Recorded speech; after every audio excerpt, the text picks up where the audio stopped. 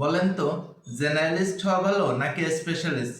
শুনতে সিম্পল একটা career question মনে হতে পারে, কিন্তু ইন্টারেস্টিং ব্যাপার হলো এই একটা ডিসিশন আপনার future, income, career growth, opportunities সব কিছুর উপর ইম্প্যাক্ট ফেলতে পারে। ছোটবেলা থেকে আমাদের বেশিরভাগ মানুষকেই একটা বিষয় শেখানো হয়, একটা স্কিলে বেস্ট হও, তাহলে এই জীবনে সাকসেস আসবে। কিন্তু যদি বাস্তবতা এতটা সিম্পল না হয়, আজকের চেঞ্জিং ওয়ার্ল্ডে শুধুমাত্র স্পেশালিস্ট হওয়া সবসময় বেস্ট চয়েস না। আর যদি ভুল ডিসিশন নেওয়া হয়, তাহলে হয়তো বছরের পর বছর আপনি এমন একটা পথে চলবেন যেটা আপনার জন্য ছিলই না।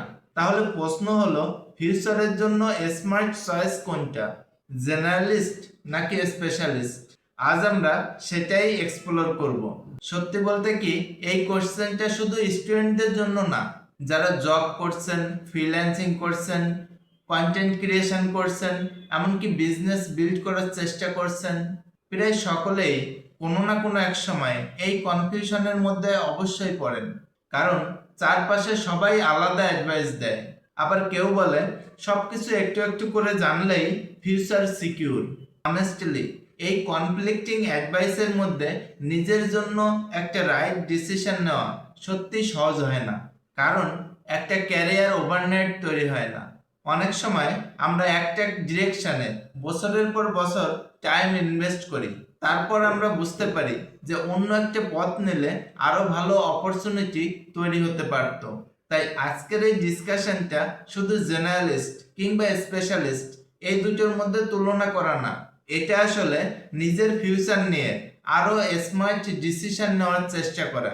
আর এখানেই একটা ইম্পর্ট্যান্ট আইডিয়া আছে, যেটা সারপ্রাইজিংলি বেশিরভাগ মানুষ কমপ্লিটলি মিস করে। প্রথমেই বলি, স্পেশালিস্ট বলতে আসলে কি বোঝায়। খুব সিম্পল করে বললে, স্পেশালিস্ট এমন একজন মানুষ যিনি একটা নির্দিষ্ট স্কিল বা ফিল্ডের উপর গভীর নলেজ বা এক্সপিরিয়েন্স তৈরি করেন। তিনি যে সব কিছু জানেন এমন না, কিন্তু নিজের এরিয়াতে খুব স্ট্রং হন। যেমন হতে পারেন একজন হার্ট সার্জন, হতে পারেন সাইবার সিকিউরিটি এক্সপার্ট, কিংবা একজন মেশিন লার্নিং ইঞ্জিনিয়ার। এরা সকলেই এক্সপার্ট হন নিজের নিজের ফিল্ডে, বছরের পর বছর সময় ইনভেস্ট করে। স্পেশালিস্টের সব থেকে বড় অ্যাডভান্টেজ হলো, মানুষ একটা নির্দিষ্ট প্রবলেমের জন্য আপনার উপর ট্রাস্ট করতে শুরু করে। আপনার স্কিলের ডিমান্ড বাড়তে থাকে, ইনকাম বাড়তে থাকে, এমনকি ক্যারিয়ারে স্ট্রং রেপুটেশন তৈরি হওয়ারও সুযোগ থাকে।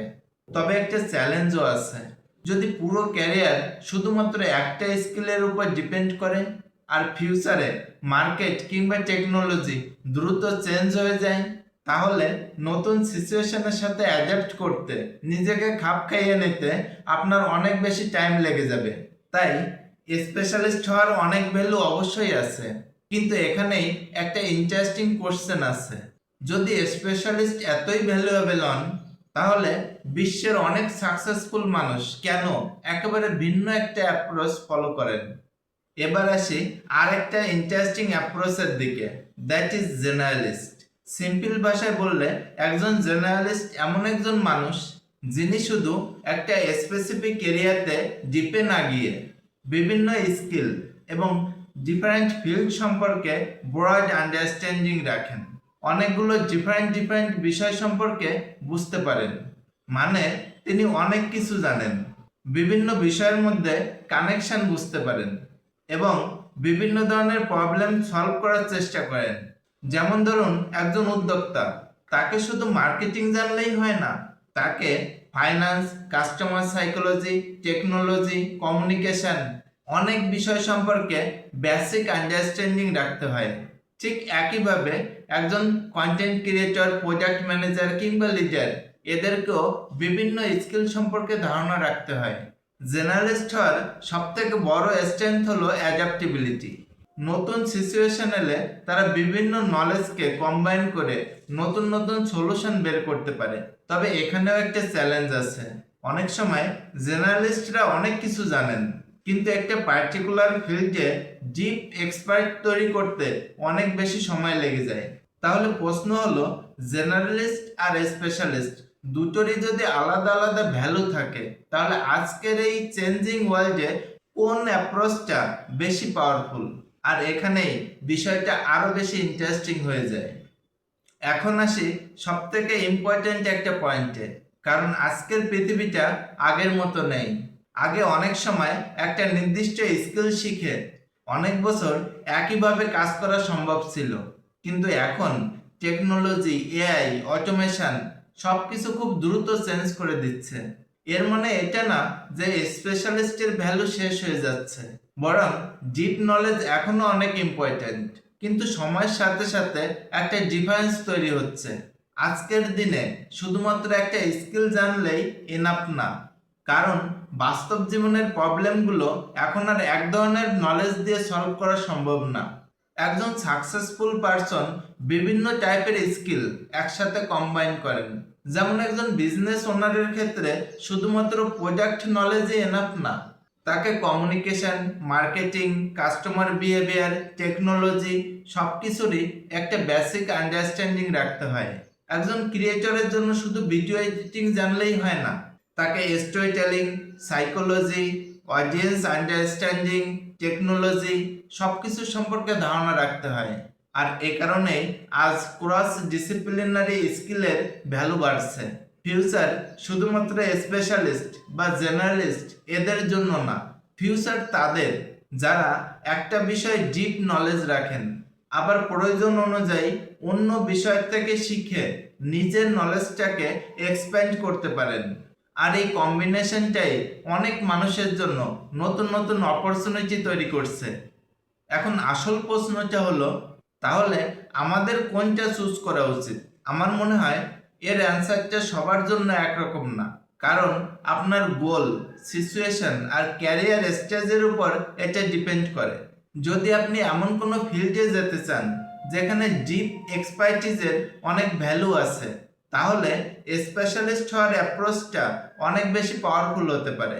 যেমন মেডিসিন, ইঞ্জিনিয়ারিং, রিসার্চ, ল বা এমন কিছু প্রফেশন যেখানে কোনো স্পেসিফিক স্কিলের উপর অনেক বেশি টেস্ট তৈরি হয়। কিন্তু যদি আপনার কাজ এমন হয় যেখানে ডিফারেন্ট স্কিলগুলো একসাথে ইউজ করতে হয়, যেমন বিজনেস, কন্টেন্ট ক্রিয়েশন, লিডারশিপ, তাহলে জেনারেলিস্ট মাইন্ডসেট আপনাকে অনেক বেশি অপরচুনিটি দিতে পারে। তবে ইন্টারেস্টিং বিষয় হলো, সাকসেসফুল মানুষগুলো শুধুমাত্র একটা নিয়ে থাকেন না, তারা একটা টি শেপ লার্নিং স্টাইল ফলো করেন। অর্থাৎ তারা একটা কোর স্কিলের উপর স্ট্রং ফাউন্ডেশন তৈরি করেন, আর তার সাথে সাথে আরো অনেকগুলো বিষয়ের সম্পর্কে ধারণা রাখেন। সহজ ভাষায় বললে, একটা বিষয়ে ডিপলি স্পেশালাইজ করেন, কিন্তু চারপাশে বিভিন্ন বিষয়ের থেকে কন্টিনিউয়াসলি শিখতে থাকেন। কারণ ফিউচারে অ্যাডভান্টেজ থাকবে তাদের যারা শুধু নলেজ রাখেন না, বরং সেই নলেজকে কানেক্ট করে নতুন নতুন প্রবলেমের সলিউশন বের করতে পারেন। তাহলে পুরো বিষয়টা যদি আমি এক লাইনে সামারাইজ করি, জেনারেলিস্ট কিংবা স্পেশালিস্ট কোনোটাই একেবারে রাইট কিংবা রং না, দুটোরই আলাদা আলাদা ভ্যালু আছে।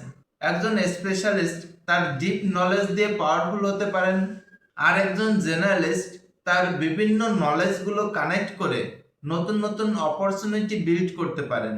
কিন্তু আজকের চেঞ্জিং ওয়ার্ল্ডে সব থেকে ইন্টারেস্টিং স্কিল হলো নিজেকে কন্টিনিউয়াসলি ইমপ্রুভ করার অ্যাবিলিটি।